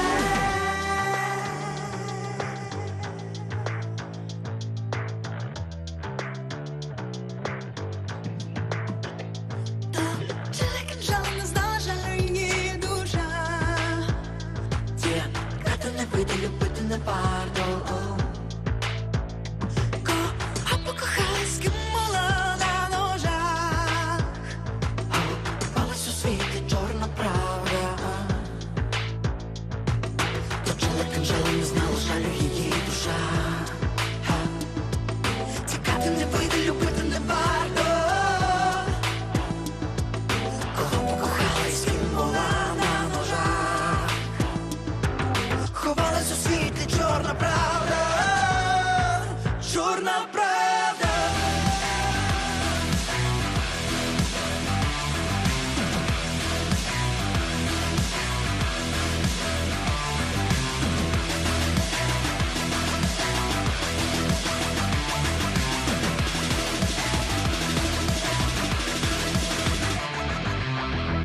Небезпечні, незнайомці, а кобра закохана у сонце. Небезпечні знайомі, незнайомці, коли кобра закохана, вона не спить. Пам'ятай про це, моє сонце, пам'ятай про це, моє сонце.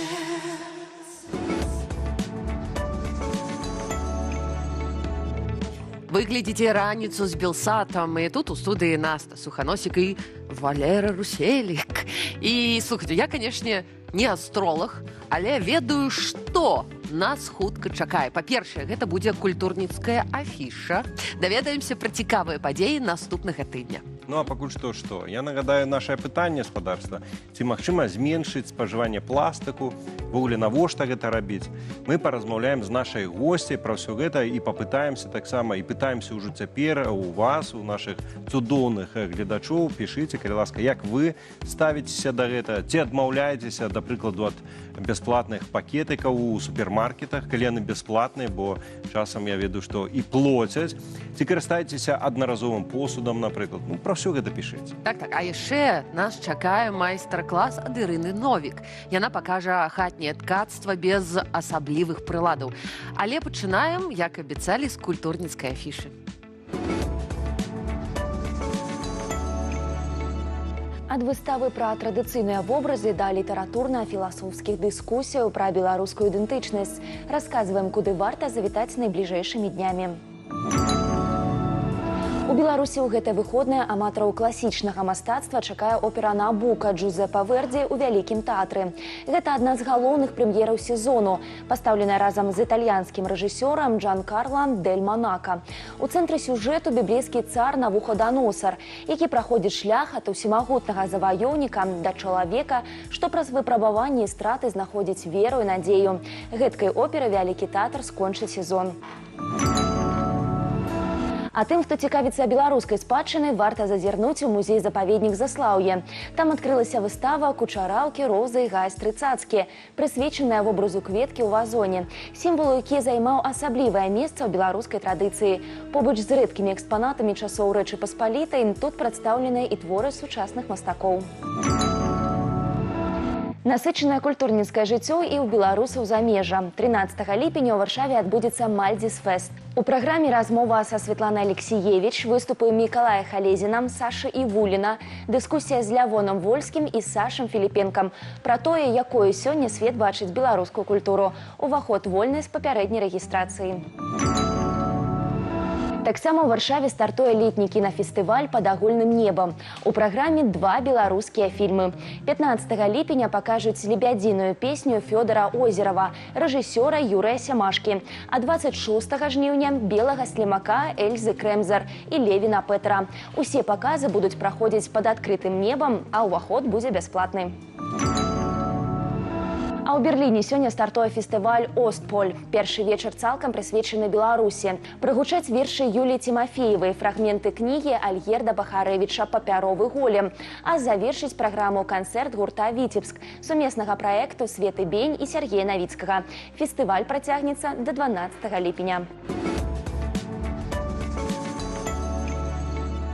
Беларуска-культурнае жыццё віруе і, здаецца, ёсць падзеі, проста на любы густ. Ну, але нагадваем яшчэ раз на пытанне, пра пытанне, якое нас турбуе. Ці спрабавалі вы адмовіцца ад пластыку? Ці маеце вы час увогуле думаць пра экалогію у гэтыя, скажам так, складаныя часы? Адказаў чакаем пад трансляцыяй на Ютьюбе і нагадваем, чаму ўвогуле варта думаць пра пластык, экалогію і смецце.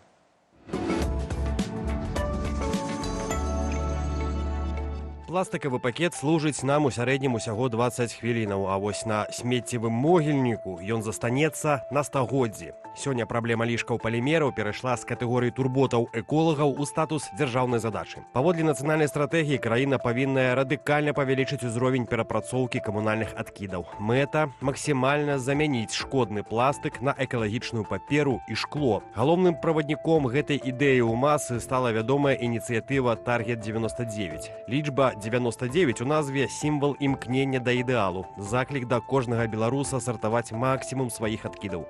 Дзякуючы гэтаму руху жоўтыя кантэйнеры для раздзельнага збору з'явіліся практычна ў кожным двары. Суворая статыстыка пацвярджае маштаб працы. Штогод у Беларусі ўтвараецца да 300 000 тонн пластыкавых адкідаў.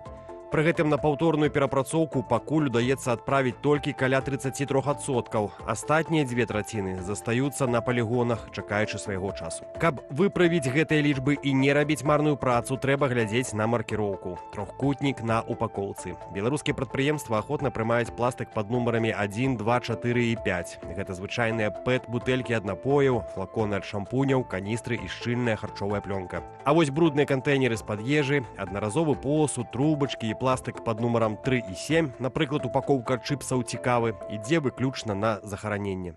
Здаць правільны пластик проста і нават карысна для гаманца. Самы папулярны спосаб – проста памыць, сціснуць бутэльку і выкінуць кантэйнер. Каністры ці стосы плёнкі можна здаць у спецыяльны пункт нарыхтоўкі ЖКГ. Мільёнерам вы, канешне, не станеце, але за кілаграм чыстай палімернай сыравіны можна атрымаць да 90 копеек. Палітыка дзяржавы ў гэтай сферы становіцца ўсё больш жорсткай, а прыярытэт аддаецца менавіта прадухіленню з'яўлення смецця. Вытворцы павінныя думаць наперад. Напрыклад, не рабіць трайную упакоўку для аднаго тавару, адмаўляцца ад лішняга пластыку на стадыі яшчэ дызайну. А калі зусім пазбегнуць упакоўкі нельга, трэба хаця б мінімізаваць яе вагу і памер. Падсумоўваючы ўсё вышэйсказанае, можна з упэўненасцю канстатаваць. Сартаваць смецце не проста экалагічны тренд, а паўнавартасная праца на будучыню краіны.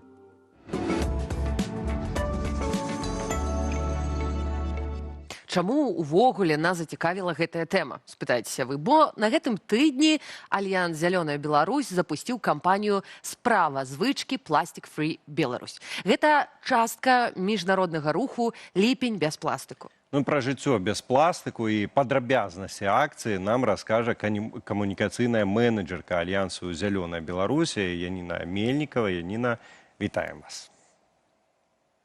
Вітаю, господарство, вітаю. Вітаем. Алін, распавядзіце, калі ласка, пра акцыю, у чым ж сэнс яе і да чаго увогуле вы заклікаеце беларусаў?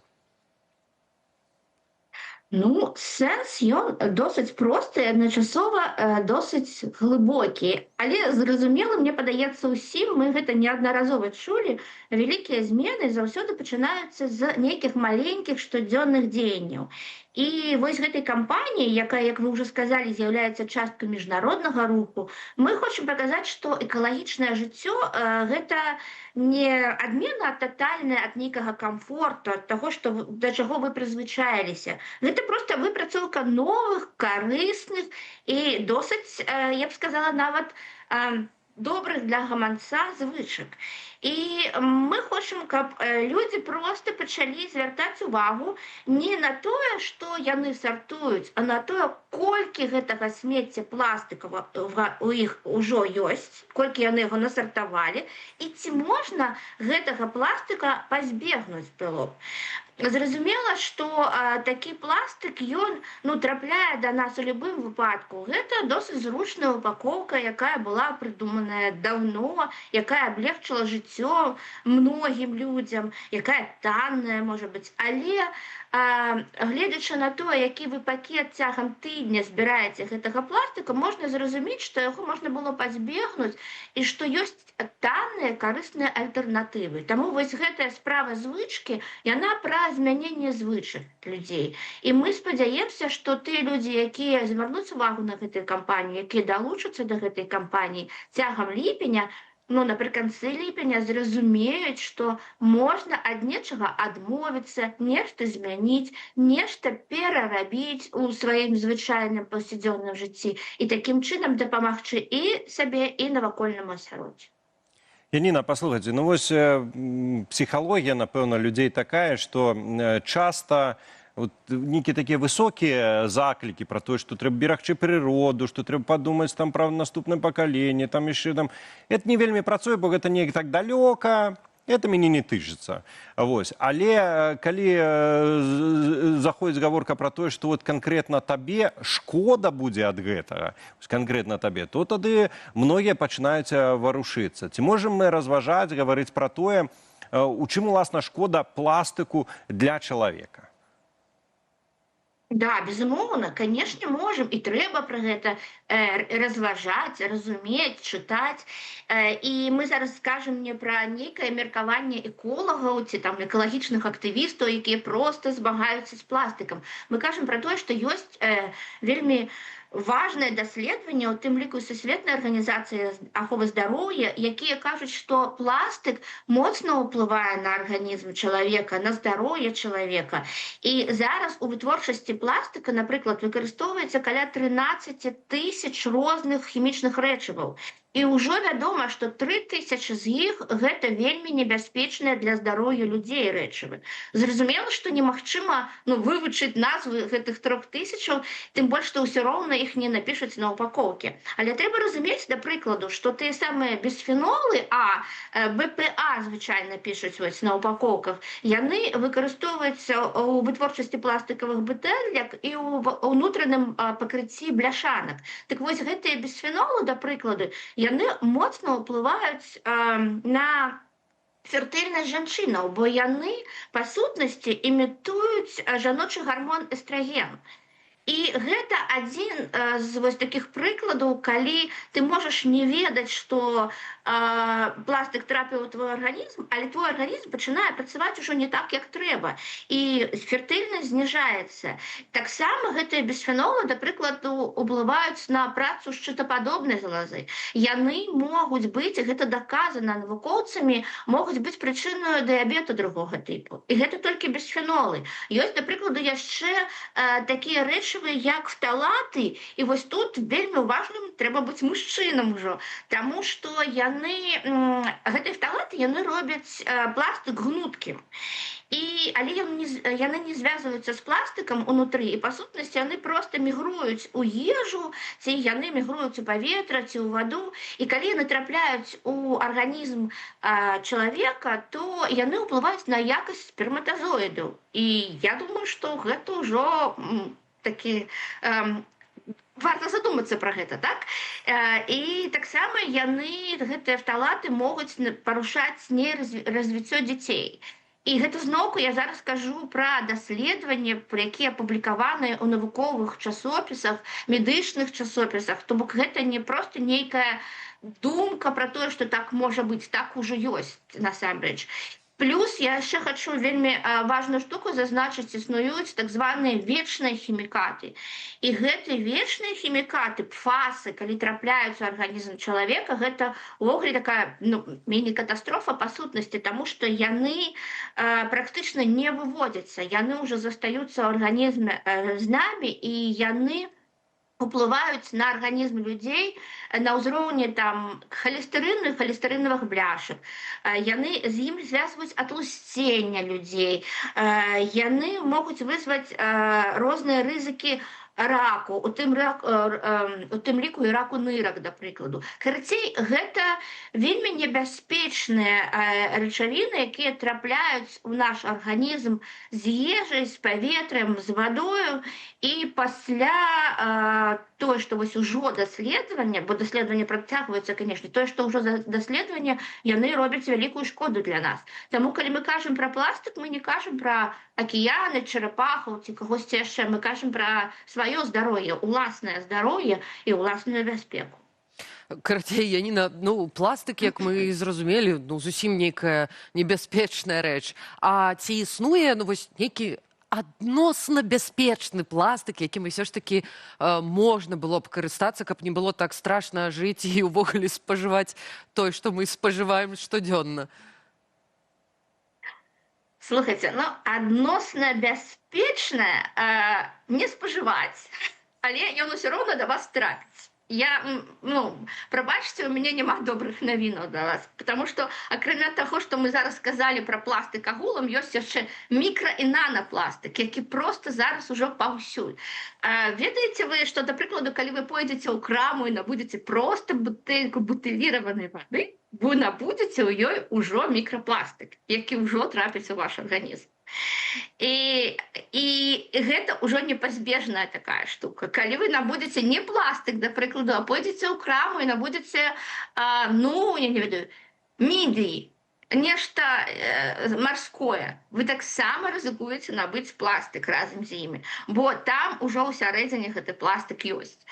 І, на жаль, сітуацыя такая, што, безумоўна, ёсць такія больш небяспечныя пластыкі, менш небяспечныя упакоўкі, але збольшага вось тыя рэчавіны, якія ў іх выкарыстоўваюцца, яны, асабліва пры няправільным выкарыстанне, да прыкладу, калі вы грэеце нешта ў упакоўкі, якая не прадназначаная для гэтага, вы ужо можете отравить себе, отруціць себе. Калі вы там паўторна выкарыстоўваеце тую шклянку пластиковую, якая не павінна быць паўторна выкарыстаная, вы зноўку себе можете отруціць. Карацей, тут вельмі шмат розных, але таму, ну, моя там парада, напрыклад, мінімізаваць увогуле колькасць гэтага пластику, да якога вы маеце дачыненне. Ёсць магчымасць не купляць у пластикавай бутэлькі ваду, не купляйце. Ёсць магчымасць взять з сабой кубачак, а не купіць кубачак у кавярні на вынос. Возьмите свой асабісты. Ёсць магчымасць не браць пакетик на кассе, не бярыце. Калі няма такой магчымасці, ну, просто памятайце пра тое, што рызыка ёсць. Янина, послухайте, ну, мець свой кубок, ходячи у кавярню, купляць ваду не ў пластиковых бутэльках, а ў чым тады і купляць? Артезіанскую купляць, эту, которая у бутэльках, так колькі этих шкляных бутэлек трэба купіць? Послухайте, ёсць такое меркаванне, можа стэрэатып, а можа сапраўды так ёсць, што экалагічны лад жыцця насамрэч для звычайнага чалавека, ну, ён заўсёды дарагі і далёка не заўсёды зручны. Ці можна выкарыстоўваць менш пластику і пры гэтым не пераплочваць за эко-тавары, пра іх якасць таксама асобная размова, не ускладняючы сабе жыццё пошукам больш экалагічных альтэрнатываў. Ёсць нейкае выйсце для звычайнага чалавека? Слухайте, я калі чую такія пытанні, заўсёды трохі дзіўлюся, таму што, на мой погляд, экалагічнае гэта якраз пра ашчадзіць грошы, а не вытраціць больш грошай. Бо калі у вас ёсць, напрыклад, шопер з сабою заўсёды, ці вы там маеце пляцак, які носіце з сабою ў краму, у яго складаеце рэчы, то гэта значна танней, чым набываць пакеты шторазу. Будь яны папяровыя, ці будь яны пластикавыя. Калі зноўку, калі вы набываеце каву ў свой кубачак, вы ашчаджаеце грошы. Калі у вас ёсць гэтыя пакетики, у якіх вы набываеце садавіну гародніну, шматразовыя, не пакетики, я маю на увазе, а торбачкі шматразовыя, то вы таксама ашчаджаеце грошы. Што тычыцца, да прыкладу, вады, то мы забыліся, што ваду можна просто піць з-пад крана дома просто з фільтрам. Набыць один раз фільтр і фільтраваць ваду з-пад крана. Мы чамусьці думаем, што, ну, гэта ўжо нешта такое бабушкіна амаль. Але гэта самы танны спосаб атрымаць ваду. Браць яе з сабою у сваей бутэлькі з дому фільтраваную. І гэта не патрабуе шмат грошай. Ведаеце, Вы не Ніна, будете купляць лішняга. Но на конт апошня, магчыма, многія жыхары беларускіх рэгіёнаў, у якіх з крана какава цячэ замест вады, маглі бы паспрачацца. Хаця агулам, канешне, вы ж маеце рацыю. Між тым, у нас для вас ёсць таксама невялічкі бліц, таму такія будуць кароткія пытанні і, калі можна, кароткія адказы. Калі гатовыя, то давайте пачнем. Найбольш марны пластикавы прадмет які? Трубочка для коктейля. Можна піць без яе. Мы заўсёды так рабілі. Падтрымлю. І ўсе жывыя, ўсё добра. А найбольш недаацэненая экалагічная звычка? Ну вось торбачку, сетачку з сабою несці. Бярыце, і ўсё будзе добра. Кава ў папяровым кубку альбо пластикавая бутэлька вады? Не тое, не другое. Калі ласка, просто свой кубак, свая бутэлька з сабою, гэта будзе значна экалагічней і прасцей і танней. І наступнае пытанне з бліца, якое турбуе кожнага беларуса і беларуску. Пакет з пакетамі ці папяровыя торбы? Ну, калі ўжо у вас ёсць пакет з пакетамі, выкарыстоўвайце, безумоўна. Шмат разоў выкарыстоўвайце. Ну, і калі ён ёсць. Калі вы зможаце знізіць колькасць пакетаў у пакеце цягам часу, просто не набываючы новыя, вы просто малойцы. Добра, тут сур'ёзнае пытанне. Сартаванне смецця альбо абмежаванне спажыцця пластыку. Што больш вось такое эфектыўнае? І гэта вельмі важна, абмежаванне, безумоўна. Сартаванне нам не дапаможа, гэта кажа усе даследаванні кажуць, калі мы абмяжуем колькасць пластыку, то цягам наступных 10-15 год мы насамрэч на траціну можам скараціць колькасць пластыку ў свеце. Мне падаецца, гэта вельмі добрая мэта для ўсіх нас. Дзякуй вялікі. Дзякуй вам. Пра экалагічныя звычкі і ліпень без пластыку нам распавядала камунікацыйная менеджерка Альянсу «Зялёная Беларусь» Яніна Мельнікава. Дзякуй вам.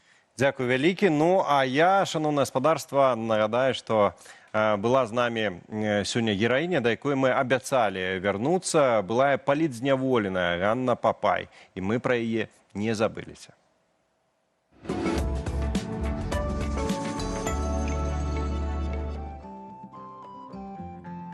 Я пошла работать в пекарню. Почему выбрала пекарню? Потому что, в принципе, я люблю печь, делала торты на заказ в Минске. Сегодня приготовлю сырники. Одно из моих любимых таких блюд на завтрак. Добавлю 2 яйца.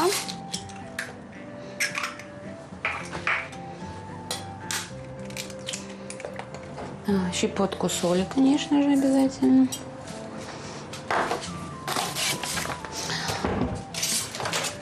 Столовую ложку сахара.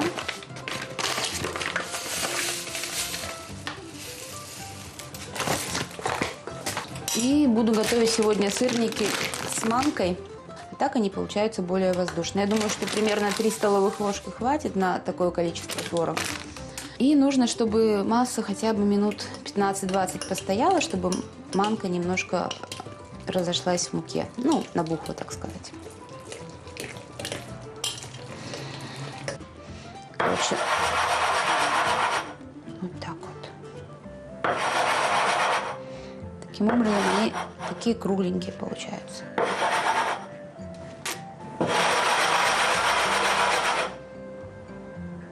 С детьми я виделась 1 день из этих 1,5 лет. Это, конечно, ужасно.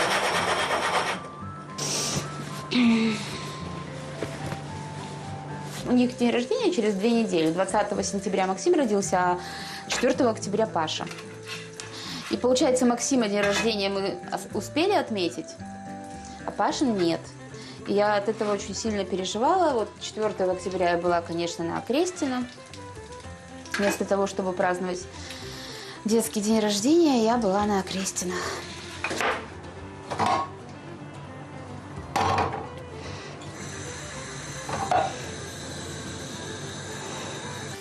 Надо вообще жарить на топленом масле. Я обычно жарю на топленом сливочном масле. Сейчас оно у меня закончилось, поэтому я жарю вот на обычном. Оно, конечно, горит. На каком-то растительном масле вообще желательно, ну, по крайней мере, сырники, блины я не жарю.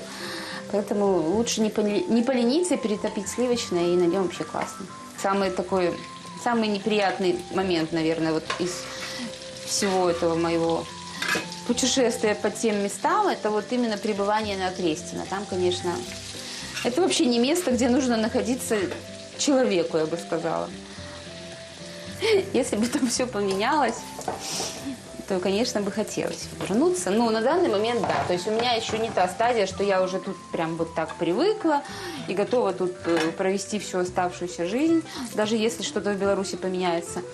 Нет, я пока еще таким заядлым эмигрантом себя не чувствую. Но дети, вот если смотреть на завтрак, дети больше любят блины. Сырники они, конечно, тоже едят. Но это все-таки не самая любимая еда. Они больше всего любят, когда я готовлю блины. Вместе готовим тоже. Кстати, их даже можно привлекать к готовке. Они, в принципе, готовы сотрудничать в этом плане.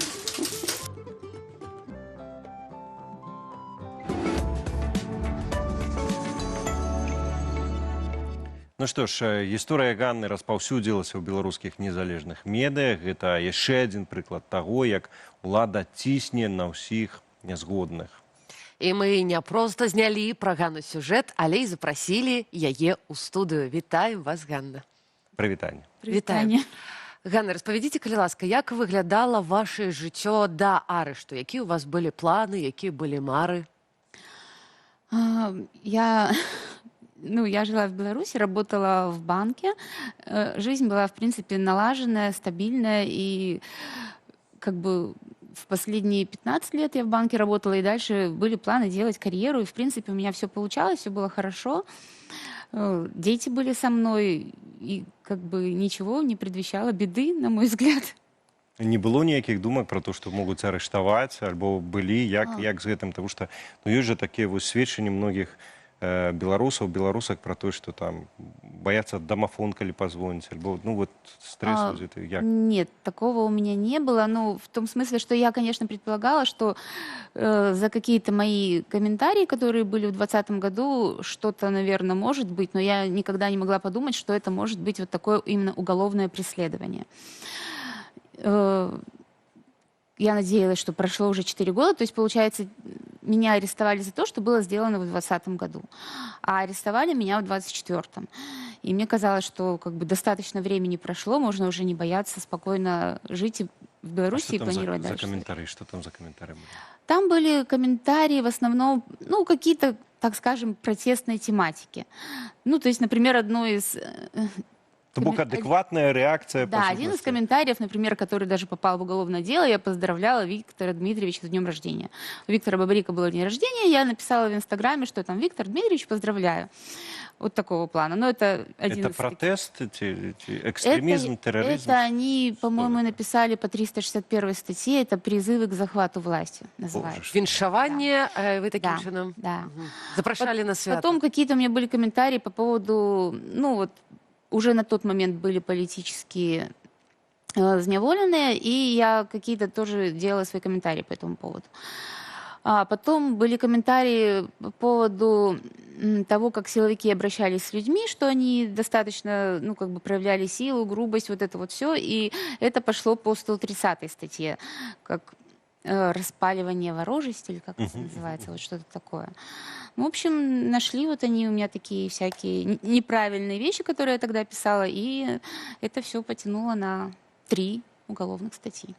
Але цяпер вы тут, вы з намі ў бяспецы, і вельмі хочацца яшчэ вас запытаць, як выглядаў ваш першы дзень на волі, тому што вы хутчэй за ўсё спадзяваліся абняць дзяцей, быць у Беларусі, але вас просто вывезли з краіны. Первый день на воле, конечно, был совершенно не такой, как я предполагала, потому что у меня освобождение должно было состояться 1 декабря 2026 года. То есть на данный момент я до сих пор сидела бы в тюрьме. Я представляла, что приедут все мои родные, приедут дети, приедут мама с папой, встретят меня у ворот колонии, и мы поедем к маме, потому что мама моя живет в Жлобине, и от Гомеля до Жлобина там 90 километров, и я представляла, что примерно вот как оно будет, что они приедут на машине, заберут меня, мы поедем и будем праздновать мое освобождение, а получилось, конечно, совершенно не то, что я себе предполагала. Первый день на свободе был в Украине. То есть свободу я почувствовала, когда автобусы пересекли границу, и вот мы остановились уже, эти автобусы наши там, и нас как бы открыли дверь, можно было выйти с автобуса, и Маша Колесникова нас всех встречала и обнимала вот каждую девочку. Это было, конечно, просто невероятно, потому что мы же не знали, что ее тоже освободили. Она, получается, где-то в другом месте была, и тут мы выходим, и она стоит. И вот так что она нас как бы... Вот это вот было первое мое такое впечатление. Ну, потом была Украина, больница, там отель. И, ну, по-настоящему свободу я почувствовала, конечно, в Польше, потому что в Украине нельзя было никуда выходить для нашей же безопасности. И вот когда у нас уже привезли сюда, это было 17 декабря, поселили в отель, и вот из этого отеля можно было встать и пойти, и, в принципе, куда хочешь. Вот мы вышли, ну, на порог этого отеля, и смотришь, там лес как раз, это окраина Варшавы, получается, и понимаешь, что все, ты как бы уже никому не нужен. То есть вот когда ты находишься в колонии, ты как будто все время нужен. Ну, тебя там, тебе надо на работу, тебе надо на дежурство, тебе вот надо в столовую, ты вместе в какой-то группе, и постоянно на тебя обращают внимание. А тут ты приехал, и все, вот, пожалуйста, иди. Гуляй куда хочешь, ну, хоть, не знаю, за 100 километров уйди отсюда. И, кстати, многие так делали, просто вот выходили и шли, куда глаза глядят. Не зная, куда идешь, не понимая вообще, где ты находишься. Ну, то есть Варшава же, ну, как бы я не знаю, я, например, первый раз в Варшаве. Ну, заўсёды пры гэтым застаюцца тыя, каму вы сапраўды патрэбныя. Ну, гаворка найперш, напэўна, гэта пра дзяцей. Дзеці ў Беларусі, наколькі мы разумеем. Як цяпер сувязь з імі падтрымліваецца, не падтрымліваецца, як захоўваецца эмацыйная сувязь? Да, мы постоянно с детьми общаемся, буквально вот с первого же дня я наладила с ними связь. Ну, разумеется, это видеосвязь, Телеграм. И, ну, меня радует, конечно, то, что я могу сейчас им позвонить в любой момент. То есть позвонить, присылать фотографии, они мне присылают фотографии, по видео общаемся. То есть это, ну, это, конечно, очень классно, но я мечтаю о том моменте, когда они сюда приедут. Я надеюсь, что это все-таки до конца лета у меня получится их сюда привезти. І вам уже патрэбна вось так уладкавацца, ўсё падрыхтаваць да іх прыезду. А якія былі ў вас вось першыя крокі да гэтай легалізацыі, каб вы тут маглі уладкавацца? Што вы зрабілі ў першую чаргу? Ну, подала заявление на международную защиту.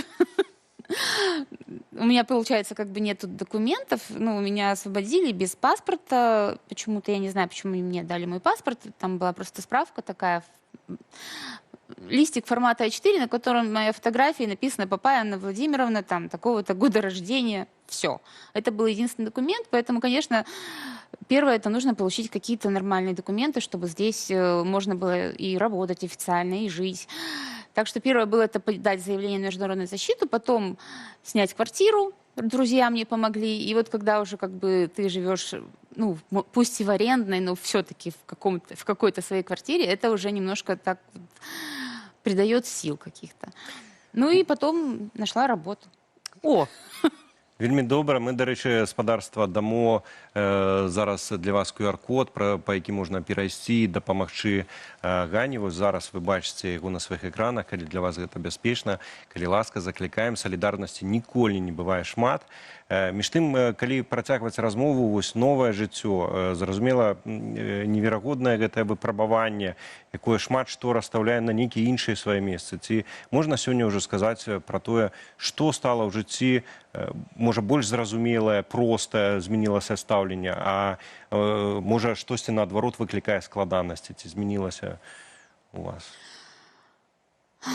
Я поняла, что самое главное — это близкие люди. И именно даже не то, что близкие, это именно те люди, которые тебя окружают. То есть нужно общаться с теми, кого любишь, и с теми, кто любит тебя. Вот это вот, наверное, самое такое основное и главное. А работу ее всегда как бы можно найти, карьера это как-то тоже вот стало, наверное, не таким важным. Я как-то раньше все время, когда, ну, вот моя банковская деятельность, мне как-то хотелось, ну, именно вот каких-то карьерных высот, побед и так далее. А теперь мне хочется, чтобы были со мной рядом люди, которых я люблю, дети, родители, и не было ограничений в этом общении. Вот это для меня как бы очень важно. Это золотые слова, и усёй душой и сердцем вас падтрымліваем и падзяляем ваши вось гэтыя прыярытэты, гэта сапраўды вельмі важна. Дзякуй вялікі вам за сённяшнюю размову. З намі гаспадарства, нагадаю, была экс-палітзняволеная Ганна Апапай, і мы выводзілі на экран, можна пабачыць QR-код, па якім можна перайсці, падтрымаць нашу госцю. Калі ласка, далучайцесь. Абавязкова гэта зрабіце. Ну а мы ўжо крочым далей у свет рамёстваў разам з Ірынай Новік.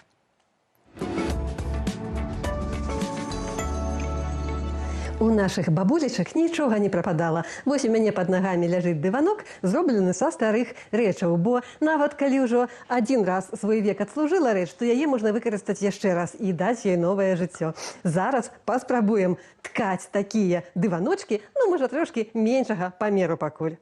Вось гэтыя палосачкі, макаронкі, яшчэ недавно былі майкамі з былога сезона. У гэтым сезоне купіліся новыя, а вось маечкі парэзаныя. Кросна у маёй гарадской кватэры нема, але ёсць вось такая картонка ад упакоўкі. І зараз на ёй я нацягваю сную ніткі пад ткацтва. Вось тут па сантыметру парэзана, зачапіла за зубчык, уверх пашла.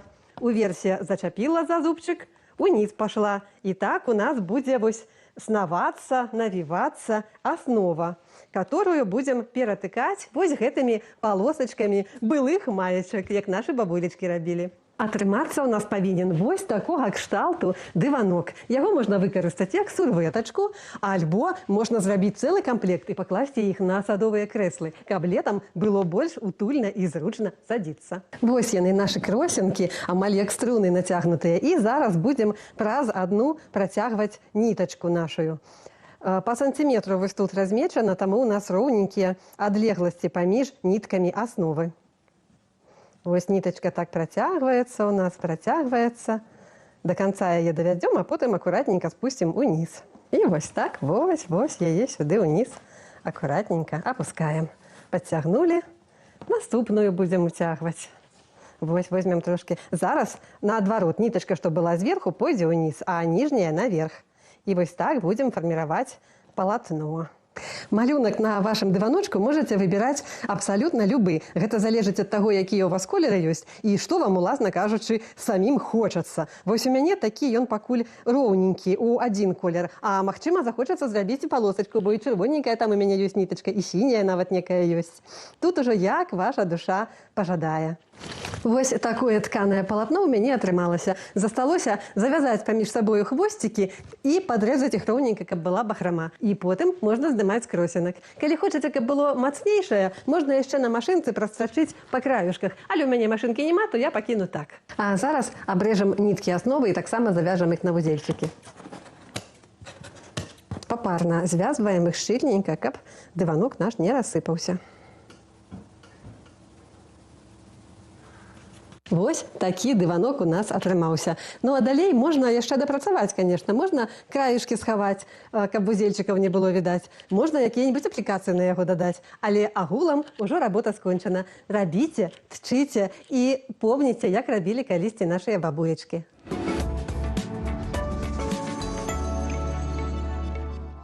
Ох, і ташуся я ад Насты Суханосік. Пішуць у чаціку нашыя гледачы. Ну вось, пачынаем адразу з рэспектаў. Не спыняйцеся, пішыце такі каментары, нам так само яны памятаюць. Ёсць жа і нармальныя каментары. Але, дзяўчынкі, ну, падтрымайце і вы ведаеце, што трэба. Мы самі ведаем без каментараў.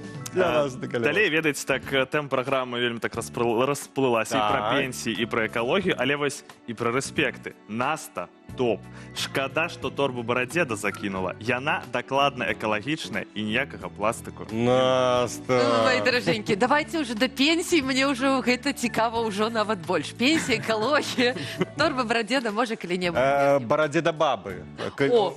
Торба бабы. Торба бабы. Будзе новы сезон. Зараз людзей больш стала хваляваць не тое пытанне, як пражыць на пенсію, а тое, як дае дажыць. О, што праўда, то праўда. Рэчаіснасць. Далей людзей не адпускала гэтая думка, што Александр Камарович казаў, што 1000 рублей гэта пенсія. Сярэдняя пенсія 1000 чаго? 1000 выбачэнняў. Ну, Александр, як блогер, умее паднакінуць. Але, заходзілі і такія ребята у чат. Ну-ка. Ну-ка на русский переходим, ребятки. Ой, это ты, которые с диплома там смеялись, походу? Ну, напэўна, да, побачили сябе. Слухайте, лёгка. Чырвоны дыплом маю. Лёгка магу і на расейскую перайсці. Але навошта, паглядзіце. Ну, боже мой, топ. Добра, што яшчэ цікавае? Вось яшчэ цікавая думка. Стала неяк страшна за сябе, калі, выкідваючы скрынку з-пад Феррэра Роше, я засумняваўся, ці варта такую цудоўную скрыначку выкідаць. Пластык цвёрды, добры, можна нешта пакласці, аж ціск падняўся. Я вось думаю, гэта пра пенсію ці гэта пра экалогію каментарый? Ну это шмат слой, ну вось які ў нас геніяльны каментар. Гэта ўсё супадае. І на пенсію сэканоміш, і пра экалогію, а туды яшчэ можна грузікі для рыбалкі пакласці. О, вось ты умееш. Гэта я зацэніў, дзякуй. Ну і таксама пра экалогію, пра сартыроўку смецця. Сартыроўка шкла і пластыка – гэта квест у Беларусі. Пэўны час таму, каб здаць асобна шкло, трэба было знайсці пункт прыёму, трапіць на час, калі ён працуе, і па выніку ніякіх грошаў не плацілі. Але гэта неправда, якраз такі. Я здавала, сама несла гэтыя бутэлькі, здавала шкло, і грошы атрымлівалась, всякае салодкае сабе купляла. А я памятаю, на жаль, вось у горадні сартаваў гэтае смецце, потым выносіў, выкідываў, потым прыехала гэта смеццявозка, все кантэйнеры рознакаляровыя взяла, у адзін смеццявоз закінула, і ты вот так вот стаіш, чаго ты сартаваў, і такое ёсць. Ну што, Так. хлопцы, на пенсію збіраем? Пластык, навучыліся ўжо, як сартаваць. Трэба ўсё толькі гэта не сартаваць, а як не купляць так шмат пластыку. Дзякую сённяшнім нашым гасцям. Да, і дзякуй за каментары, вельмі прыемна было іх чытаць. І... Далучаюся да падзяку гаспадарства. Супер, дзякую ўсім. Добрага выходнага ўсім, хто заставаўся з намі. Ціснем падабайкі, пішам каментары, падпісваемся. Нам гэта вельмі важна. Ну, калі вы ў Беларусі, нам уже просто дастаткова, што вы нас глядзіце. Абдымаем вас усіх. Гэта была раніца з Белсатам. І для вас Наста, правялі... Ярослав О! і я, Валера. Да сустрэчы, да Пока, пабачэння. пока, пока. Пакуль!